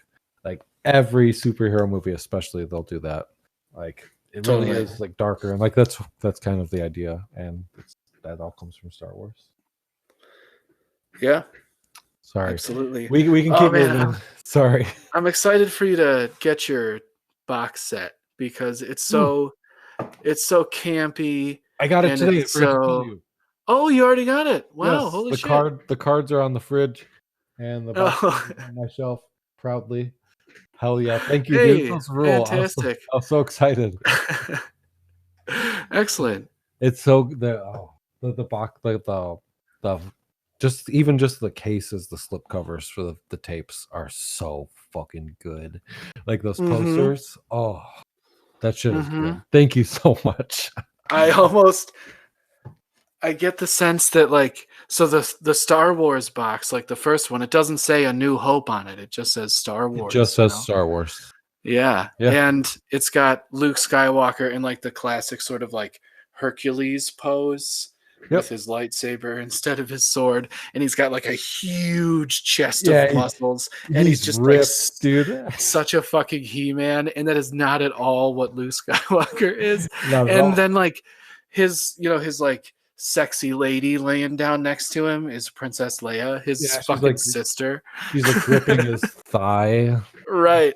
Like right, as you do horny poster. In that traditional poster. It's horny. Oh, it's so good. And no, I thought they were really just beautiful, campy little paintings. And there's a nice little letter from George Lucas on there too. And I don't know. It's a funny little set. Yeah. I think it's like a 15th anniversary edition. So that's what it said, yeah. I read the George Lucas had a mortgage out. Yeah, he said 15 years ago I would set out to make, yada yada. Yeah. And then I divorced my wife. Yeah. That's pretty much what happened. That's what he left out. Yeah. I could just make a whole podcast series about the making of Star Wars based on what I've known. I've listened to like the audiobooks about the making of that. The first 6, that are, I mean, that's like 35 hours worth of listening. I've gotten into the shit. I know it all. And I could you've taken a class. Yeah, basically. I got pretty into that shit. We should And have you take some uppers, and I'll go to sleep, and then you just tell me I just give you the whole story while I sleep, and then I'll wake up. I'll do it. I can do it. I have some Adderall, baby. Let's not do that. I feel like I should at least be awake. Like, it would be rude of me to go to sleep, I think. All I'll tell you is that Lucas likes to pretend he had it all planned out, and he he absolutely did not. Definitely not. I've always heard that he's like he's had every step of the way planned out very particularly. Oh yeah. Yeah, not at all. Like, like Leia being Luke's sister. That was a that was a last minute cop out. That was not of the course. Plan. Of course it wasn't the plan. Nobody would in their right mind put that in their movie. Yeah. No, not at all. Right. Because the funny thing, like, I'll do this as quick as I can. The end of Empire Strikes Back, Obi-Wan's ghost was talking to Yoda, and they're talking about their doubts about Luke leaving to go save the day when they're explicitly like, don't do this. You can't fight Darth Vader. You're basically a child with a twig going up against a knight. Like, you're gonna die if you do this. And he does it anyway. And as he's leaving and his X-wing's taking off, Yoda mentions there's another Jedi out there, and we're just like, who the fuck is this? And so Return of the Jedi comes, and and everybody's like, George, you kind of said there was another one out there. What are you gonna do about this? George Lucas is like, Leia's his sister. I don't give a fuck, because he's in the middle of the Force. He just wanted to finish Star Wars. I'm done with Star Wars. I can't make any more Star Wars. The person who's responsible for the success of Star Wars, she's divorcing me. Fuck these movies. That was literally what happened. Wow. Everything that happened in Return of the Jedi, all of the plots, that was supposed to be the entire next trilogy of Star Wars. That was supposed to be the next 3 episodes. That kind of makes sense. There's a lot that happens in that one. The whole Jabba section, that was supposed to be a whole movie. The whole, every section of the movie was supposed to be a separate movie, and they crammed them into one, and that was their finale. And when he did Return of the Jedi, he was just middle fingers up. He was like, I'm done with Star Wars. Fuck everybody. That was what happened. So they had too many ideas and just crammed them all into one movie. Get it all out there all at once. They crammed them all in because that sounds familiar. He was like, I'm not making 3 more of these fucking things, because like I said, the person who's responsible for them being successful and watchable, and she was divorcing his ass, and she was taking half of everything. So he was just middle fingers up. Fuck Star Wars. I don't give a shit about Star Wars anymore. I'm making Indiana Jones movies now, and that's what happened. That's Star Wars, baby. And then he saw Jurassic Park, and that's why he made the prequels. And he wanted the money. He had the merchandising rights. He was like, I can make a fuckload of money off some toys. And he saw Jurassic Park. He was like, and I can do all of it with computers. And I don't even need. That's literally why there's the prequels. He saw Jurassic Park. Wow. He took no. He didn't understand why the effects look so good. He didn't understand that they were subtle, and that it was most of it was in the dark. And they used CGI when it was needed. Yeah, exactly. And he didn't understand. And he was such a bad choice, because the minute those movies are released, the prequels were released, they were already dated. Because absolutely, they already looked like video games. The second by the time they came out. Yeah, they had worked on groundbreaking techniques for so long that by the time they unveiled those groundbreaking techniques had been surpassed. Oh yeah, they were already in the past, which is crazy. Yeah. We don't have to stick on Star Wars. I'm sorry. I've stuck us on Star Wars for 10 minutes. It tends to happen. So let's see. Okay, let's jump ahead to 2011. Here is okay, here you go. Here's your nominees. Black Swan, The Fighter, Inception, The Kids Are All Right, The King's Speech, 127 Hours, The Social Network, Toy Story 3, True Grit, Winter's Bone. Okay, so I think I know who won that year. Yeah, you might know. It's not long ago. But I'm gonna say, holy shit! Like, what a lineup! Yeah, pretty good. So the King's Speech won. Is that right? The King's Speech won. You are correct. Yes. Let's move past it. I've never seen it. No, I've never seen either. But holy shit, The Social Network is one of the. It's maybe the most perfect movie ever made. Right. Like I think Aaron Sorkin, the writer, he kind of sucks because he's very preachy and he's very up his own ass about his writing. But also at the same time, he kind of deserves to be because the script for the Social Network, it's perfect. That's a perfect movie. Every aspect of it. David Fincher was basically turned into Stanley Kubrick when he's making this movie, and that's been his technique ever since. That's why it takes him so long to make anything. Because he did like 300 takes of every single scene in the movie, but like hell yeah, because it's like I said, it's the most watchable movie that's ever been made. It just sucks you in when you watch it. If it's on TV, you're just like, it draws you in like a fly, dude. And also, it's like Trent Reznor's first time scoring an entire movie. He nails it probably better than he'll ever score a movie ever again. Not that he's going to do a bad job ever again, or it's not like he's only going downhill from there, but holy shit, what a way to like start your movie scoring career. It's a perfect soundtrack. Absolutely. Also, then that's not to mention also in that list are Black Swan, Inception, Toy Story 3, True Grit. Yeah. Like Inception is one of the best sci-fi movies I've ever seen. Black Swan is insane. Toy Story 3 is one of the best movies ever. True Grit is some of the best performances I've ever watched. Toy Story 3 I've never watched without crying.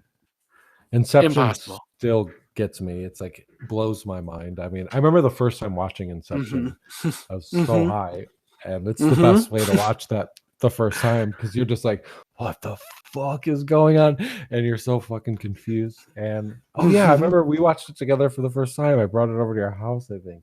We got really high. We watched it in your house. That sounds about right. We all got really high and watched it. Yeah. And fuck yeah. It's the perfect kind of movie to watch when you're just stoned, like super, super high. And all those are great. Yeah. And I feel like all those movies have had bigger impact on the people who starred in them career and bigger impact on culture as a whole.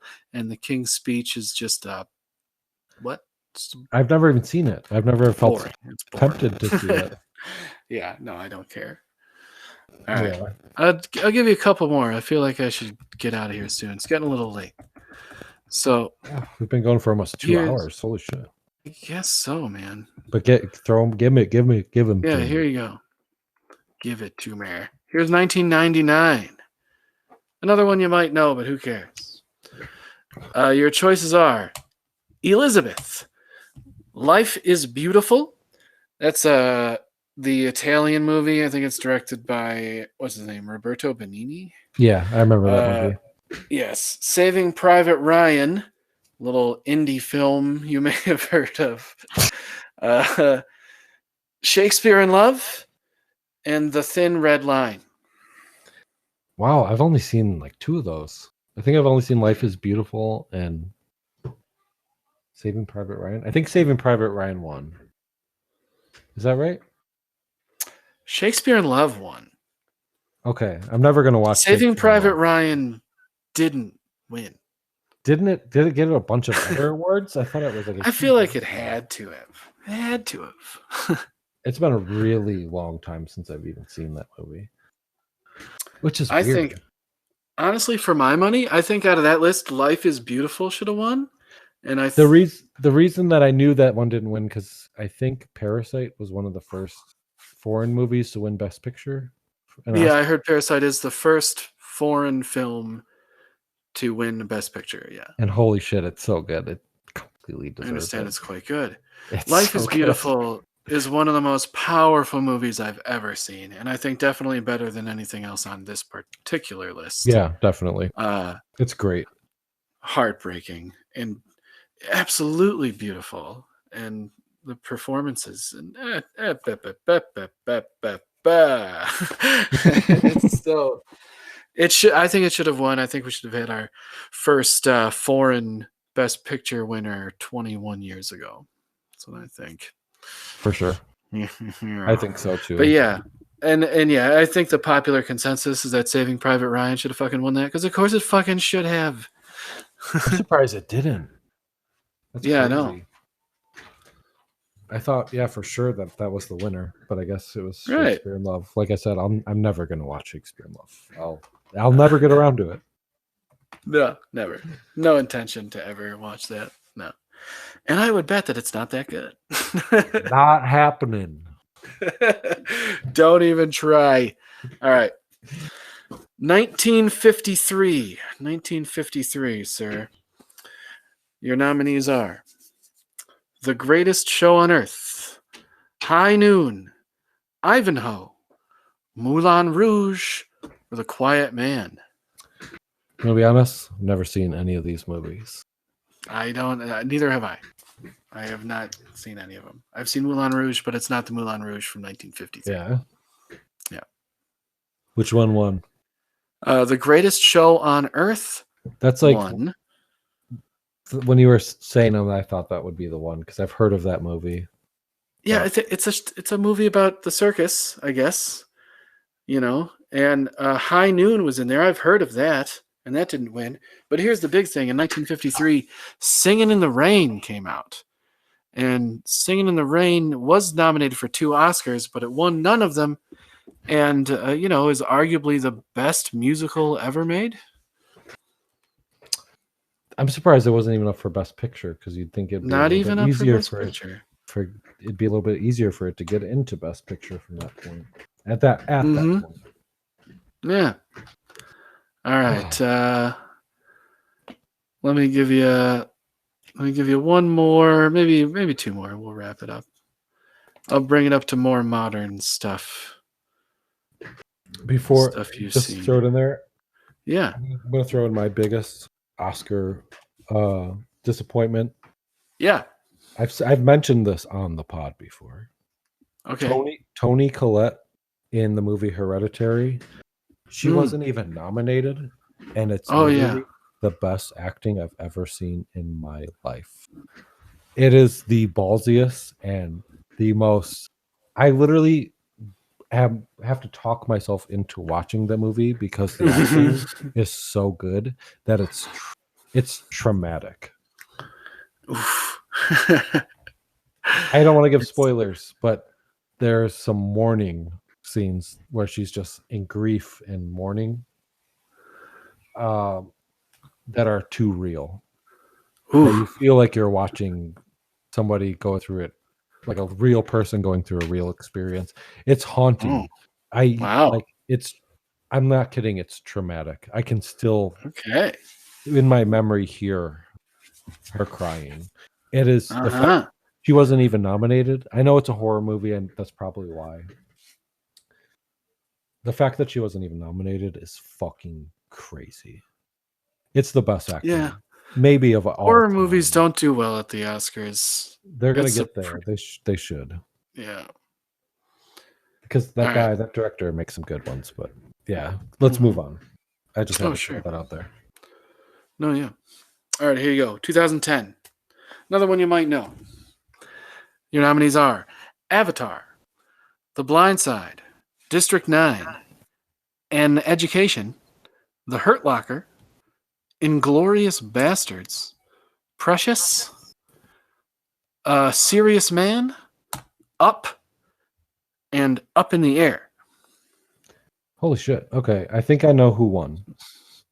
Okay. I think it was Precious.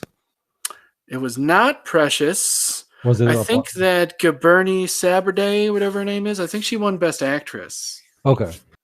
I remember I've never seen Precious, but I know everybody went fucking crazy for it when it came out. Yeah.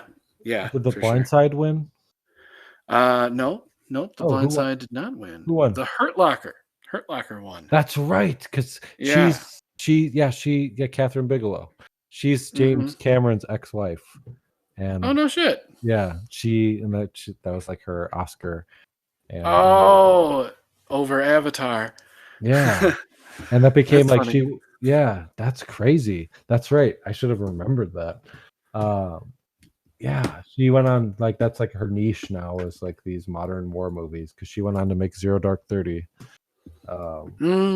She makes, which also was nominated in 2013. What's up? What? Oh, sorry. The connection got jumbled for a minute, and you sounded like a robot man. Yeah, it kind of did. Yes. Zero Dark 30 was nominated in 2013 as well. Yeah. I've seen it. It also didn't win. It's not a terrible movie, but also I don't really like. If movies aren't critical of the military, I just assume they're propaganda. Yes. Which they are. Yep. Which they are, because like the military will supply like money and vehicles and people to make the movie if you're making like a pro-military movie. Yeah. But anyway, out of that list, I pick Inglourious Bastards, obviously, because Inglourious Bastards is a fucking perfect movie. And if you don't pick Inglourious Bastards, then you're a Nazi and you deserve to die in a fire. Don't get me wrong. Out of that list, if I'm picking Best Picture, I'm picking Inglourious Bastards for sure. I was just going predictable Oscar choice. Yeah, no, for sure. But Inglourious Bastards is perfect. It's like an epic. It's like it feels like Quentin Tarantino's first epic movie. It feels like all the movies he's made since then are epics on some scale. And like that's like his thing now. Who won that year? Oh wait, Hurt Locker. We just went over the Hurt Locker. Yeah. Okay. Inglourious Bastards is just like we were talking about it just last night, not you and I, but it doesn't matter. And it was just Inglourious Bastards is like over 3 hours long, but like you do not feel it. Nope. And even though not a lot happens in that movie, there's like maybe 7 scenes in that movie, really long scenes. Yeah. The scene in the basement where, they play the game with the cards on their heads. That's like a 40-minute scene. Yeah, it's like a movie in itself. Yeah. It's a long, short film. Yeah, I listened to Quentin Tarantino talk about it, and he said like he's like got a 1-act play going here. That's what it feels like, yeah. Yeah. Yep. And it feels like that's that style, that format is something he settled into, and he's like, oh, this is like the movie I make. And that's a great format. He makes these like 3.5 hour long movies where sometimes nothing really happens. Even like The Hateful Eight, that takes place in one room. The whole movie takes place in a room. No shit. Wow. It's not the whole movie. Like there's a little bit of getting to this cabin they're all in, but that's not that long of the movie. It's just in the beginning of the movie, and then all of it takes place inside this cabin, and it's fucking great, dude. It's so good. I feel like that's one of his most underrated movies. I feel like people didn't make as big of a deal out of that one as they should have.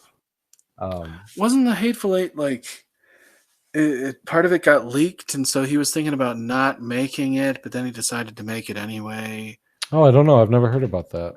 Maybe. Yeah, but neither here nor there. I do know that in that movie, at one point, like he got like a museum to give them like one of the first Martin acoustic guitars to use as set dressing. Yeah. And Kurt Russell didn't realize that it wasn't a prop. Yeah. And he destroyed it while method acting. And that museum very quickly changed their policy on lending their instruments out for production. You can't use our shit anymore. It's the Kurt Russell law. Yeah, Kurt Russell just destroyed hundreds of thousands of dollars. Goddamn Snake Plissken. Fucking up. 200-year-old guitar. He got too into his shit and just destroyed it. Smashed it to pieces. But it's worth, like, I mean, it's kind of worth it. The scene is good. The scene is good though. Yeah.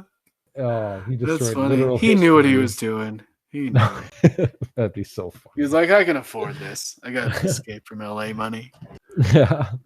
Have you seen the most recent Tarantino movie, Once Upon a Time in Hollywood, yet? No, I haven't seen it yet. I haven't convinced myself to watch it yet. Definitely watch it. It's so good. And it's this great movie. It's not a whole lot. It's like another one where it's like not a whole lot happens. Even just plot wise, if you try to describe the plot to people, they'd probably be like, how is this movie 3 hours long? But it's so good. Basically, Leonardo DiCaprio is this actor whose career is he's a man. He's out of his time now. It's like things are moving past him, and he is depressed, and he's just identity crisis central. He doesn't know who he is anymore, and he's trying to like claw himself out of that. That's the plot, basically. There's a little bit of Manson family in there too. There's a reason thrown in there. There's a reason. It's a kind of a fairy tale, but you'd have to. I wouldn't want to spoil it.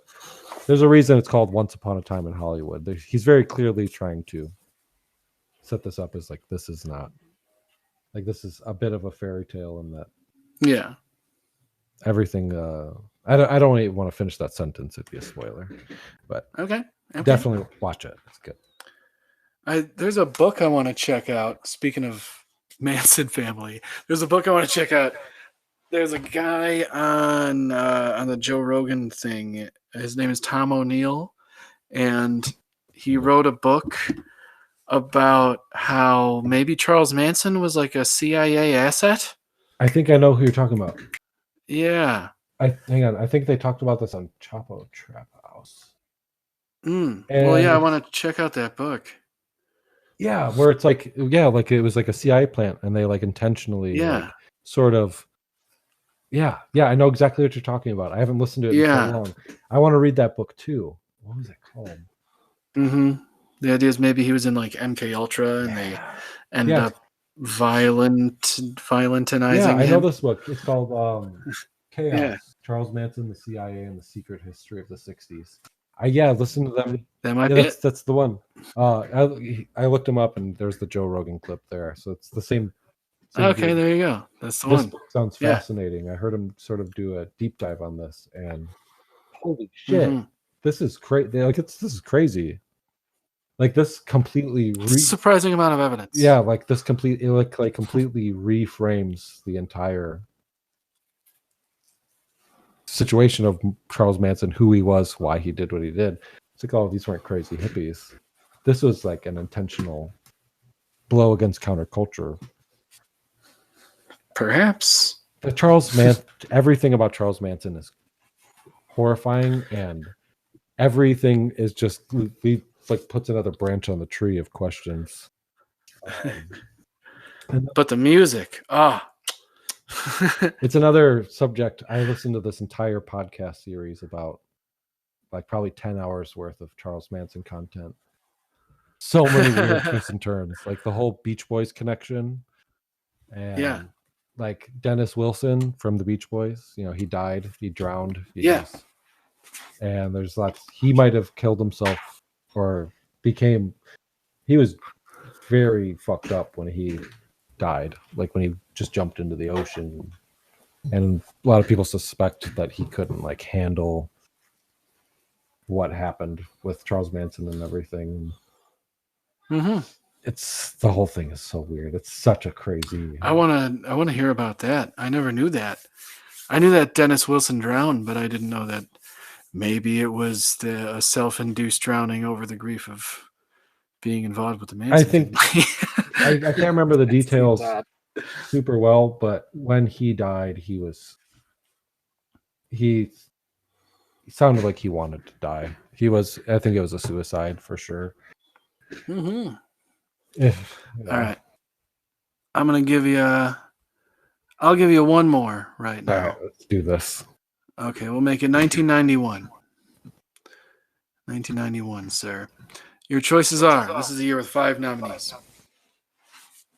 Awakenings, Dances with Wolves, Ghost, The Godfather Part 3, and Goodfellas. I don't know. I have no. It's not Godfather 3. It's not taking that Best Picture. I have no guess for who takes Best Picture on this one. Guess one. There's 5 things. Pick one. Dances with Wolves. It was Dances with Wolves. You're right. It was? Yeah. Didn't we talk about this movie on the pod recently? How everybody had this VHS? I swear to God. We did. We definitely talked about how absolutely everybody's dad had a copy of the Dances with Wolves VHS. That's so fucking funny. And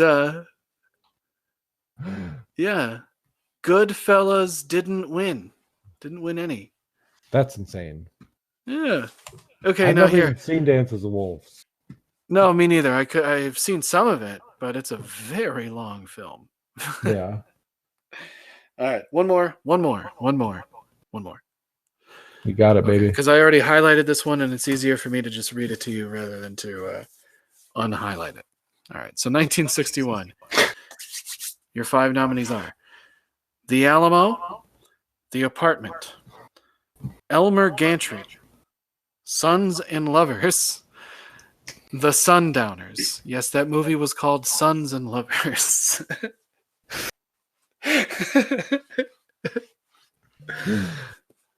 All right, so the point of that list is that you've never heard of any of those fucking movies. I've heard of The Alamo, so The Alamo's my guess.